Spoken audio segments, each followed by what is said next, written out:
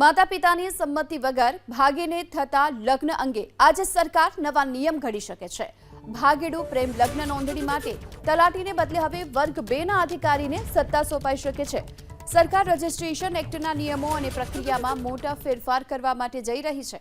વિવિધ સામાજિક સંસ્થાઓની રજૂઆતો બાદ ગુજરાત સરકારે કાયદાવિદો સાથે પરામર્શ શરૂ કર્યો, જેમાં હાલમાં જે રીતે તલાટી સ્તરે આડેધડ લગ્ન નોંધણી થાય છે તેમાં ચકાસણી માટે વર્ગ 2 ના અધિકારીને અધિકાર સોંપવાનો પ્રસ્તાવ છે, જે પ્રી સ્ક્રુટિની ઓફિસર તરીકે હોઈ શકે છે।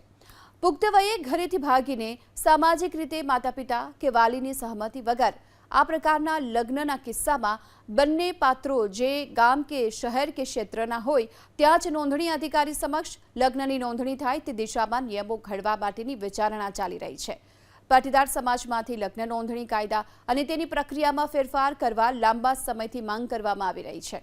છેતરપિંડી, બ્લેકમેઇલ અને શોષણ જેવા સામાજિક પડકારો સર્જાતા આ સંવેદનશીલ મુદ્દાને પુખ્ત વયે ભારતના નાગરિકને મળતા બંધારણીય અધિકારોની મર્યાદામાં પ્રક્રિયાને સુધારવામાં આવશે।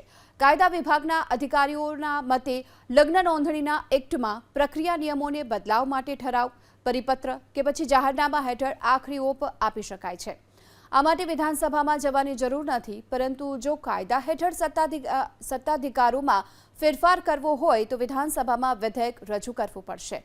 વિવિધ સામાજિક સંગઠનો તલાટી તરફથી લગ્ન નોંધણી આડેધડ થતી હોવાની રજૂઆતો કરી ચૂક્યા છે, જેથી સરકાર તરફથી તલાટી સમક્ષ નોંધણી માટે રજૂ થતા દસ્તાવેજોમાં તેની ચકાસણી અર્થાત કે વય, પરસ્પર સહમતિ, જ્ઞાતિ, ધર્મ અંગેની સત્યતાના સમર્થન માટે વર્ગ 2 ના કક્ષાના અધિકારીને નિયુક્તિ કરવાથી લઈ લગ્ન નોંધણીની નોટિસ કચેરીની બહાર મૂકવાની સાથે લગ્ન કરનારા પાત્રોના ઘરે પહોંચાડવા જેવી વ્યવસ્થા કાયદાની મર્યાદામાં થઈ શકે છે કે કેમ તે અંગે વિચારણા હાથ ધરાઈ છે।